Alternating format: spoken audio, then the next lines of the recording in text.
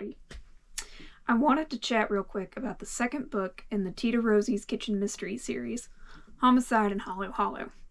One of the first videos I made on this channel was on its predecessor, Arsenic and Adobo.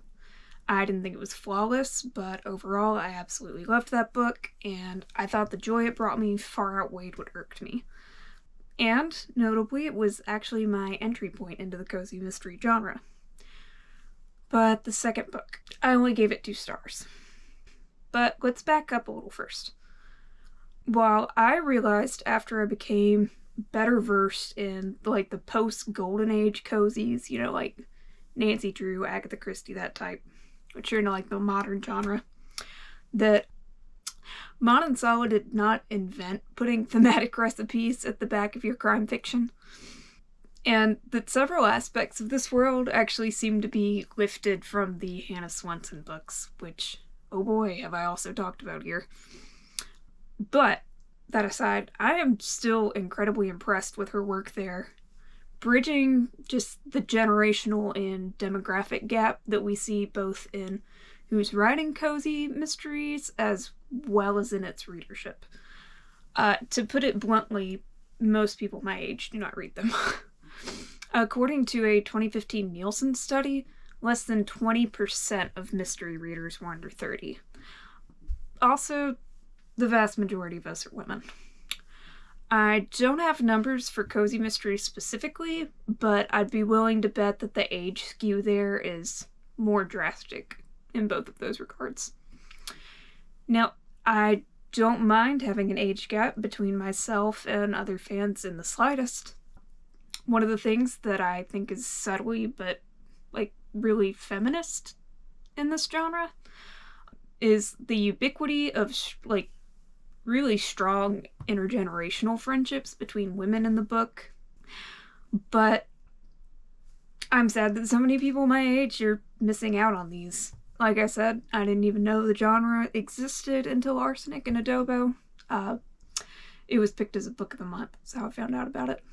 And I think most folks my age still don't know about them. But yeah, either because they don't know about them, or maybe because they do and they can't connect to the stories, which might be for some reasons that we can address. Also, I'm worried about the future of the genre, because if we aren't establishing a new readership now, who's going to be writing these when I'm in the nursing home? And who's going to publish them if someone does write them? If there's no one, willing to buy them, right?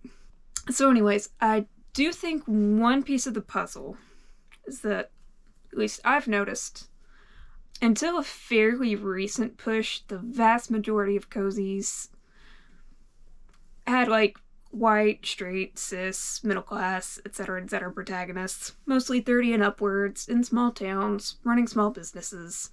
And there's nothing wrong with that set of characteristics on its own. But I think the homogeny, maybe, of the genre as a whole is probably understandably a turnoff to a lot of readers, particularly when other genres, especially ones that market to my age group, we're already starting diversity pushes, trying to catch up in that regard. And a lot of these were already offering characters in the same age range to begin with more often. So, a genre that largely only offers one viewpoint can send the message that that is who these books are for. And I think cozies are kind of starting to fix that, but they definitely still do that, and yeah. I think it's just one factor in the demographic split that we see, but I think it's the one that's relevant to what I'm talking about here. So, while Manansala is no means the first cozy author writing a protagonist of color, under 30 series, she's the only one I've read so far that's writing so blatantly for Gen Z and younger millennial readers. For context, I'm an elderly Zoomer, I guess, or a very young millennial, one of the two. But, yeah, so in Arsenic and Adobo, it's all over the place. That signaling, it's this little Midwestern town. It's incredibly diverse, which has not been my experience of little Midwestern towns, but these are escapist books. I don't have a problem with it. But anyway, like, it's got the word fatphobic in the first chapter. Her best friend's new girlfriend is, like, all tatted up, has this witchy aesthetic. And just, spoiler, mute now if you don't want to know, and I'll give you a thumbs up when you're good.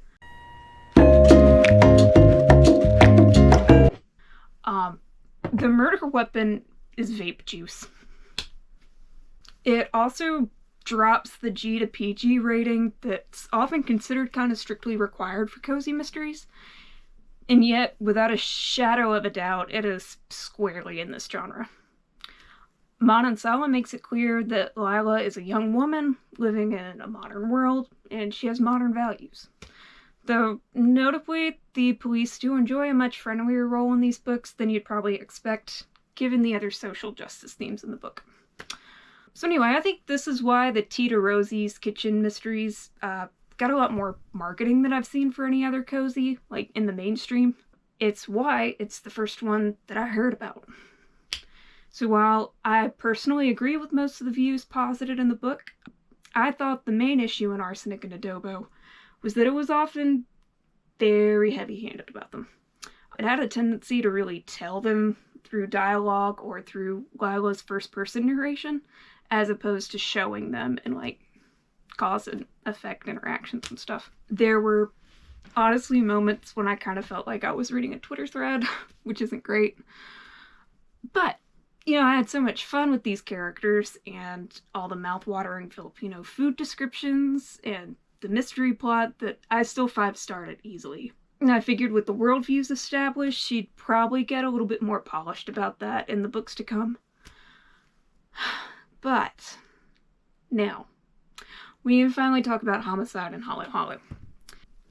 I feel really bad about this because she actually had a foreword that talked about how much she feared the sophomore slump, how much she struggled getting this one to press, and mental health struggles really impacted her during this time. But I'm not really sure if all the things that I found wrong with this had anything to do with that. If she'd been at her best, she might have made these same choices. Basically, she quadrupled down on the way she wrote book one. Social justice themes were on the table, but like way too many of them for 250 pages. At least when you're also trying to solve a murder, run a cafe with your bestie, describe all the food, pick a boyfriend, and run a pageant, and we'll come back to that. There's just way too much going on in general all over the place. But what was worse was how even more ham-fisted a lot of it was. So, Manansala pretty clearly wanted an emphasis on disability inclusion in this book, which is awesome, but it got weird. So you have a new character involved in this progressive local beauty pageant Lila's running, helping run, but this woman she's working with has a condition called gluten ataxia. I never heard of that before. I had to Google it to make sure it wasn't like something only naturopaths diagnose. Please don't think ill of me for that. You can watch my Miracle Creek video to see why I like to check.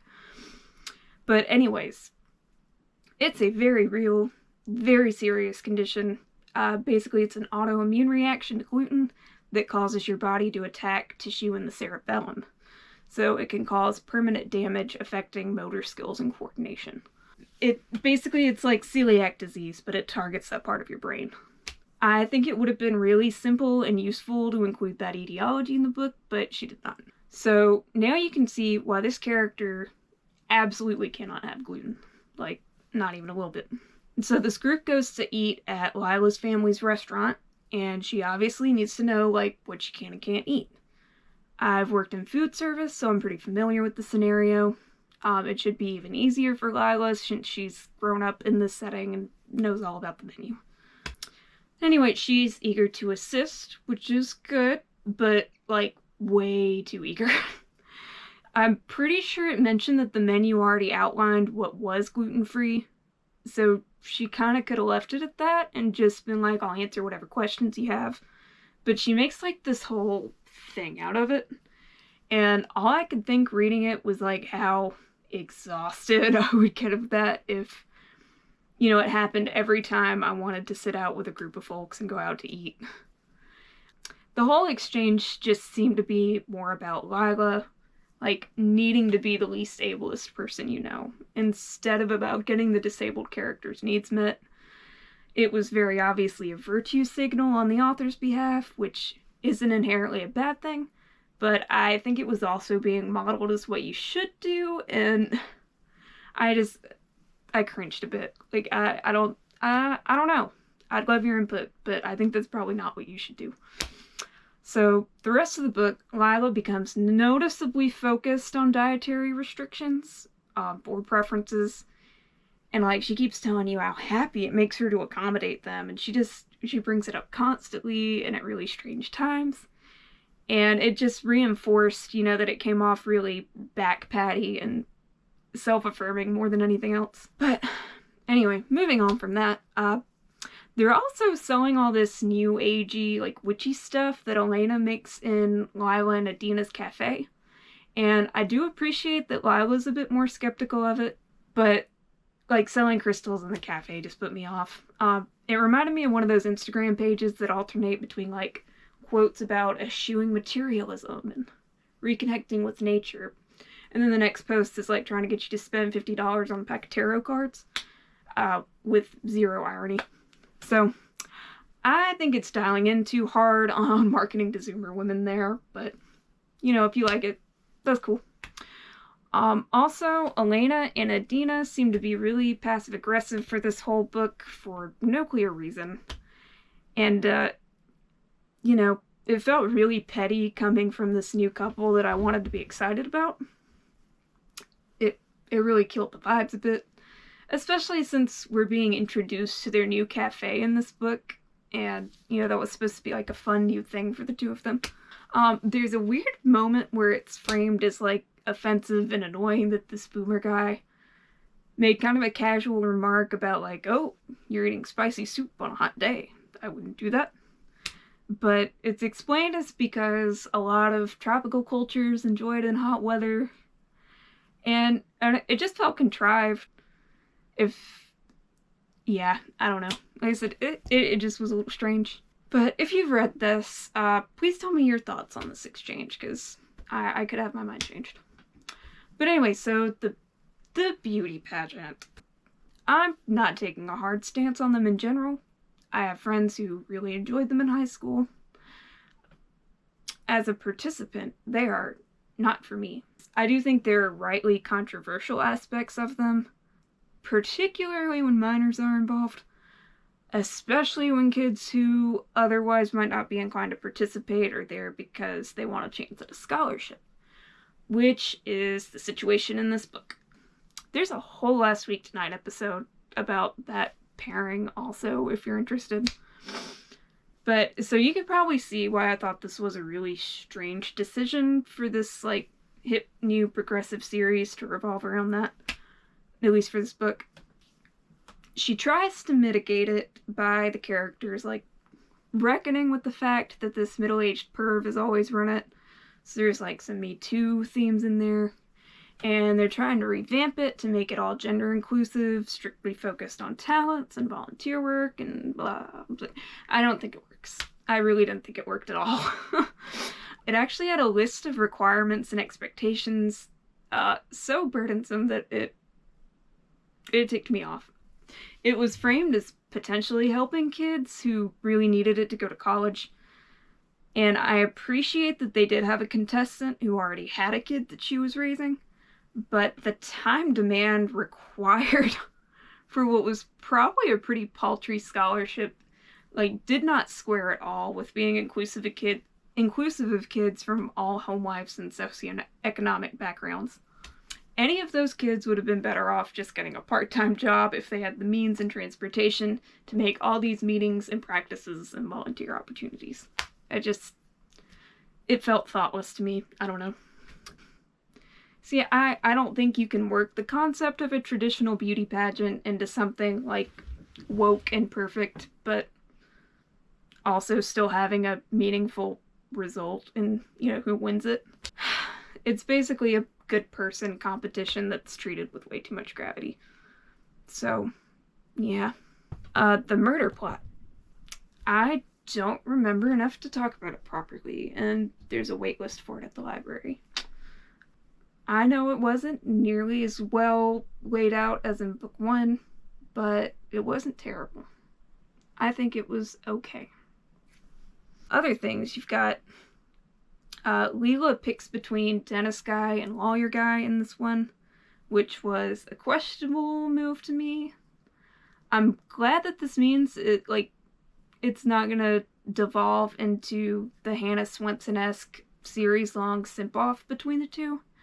You know, as long as her decision's final. But, it didn't need to happen this fast. It felt rushed and unexplained. You know, if this decision is actually final, then it's taken a lot of tension off the table for the whole rest of the series that, crossover romance readers are probably really going to miss. The upside, I see, is that Manansala can narrow her scope now, which desperately needs to happen. Now, there were things I liked. She wrote in several very morally complicated women, each in different ways. Sometimes they annoyed me, but I think that was good. They felt like real people because of that.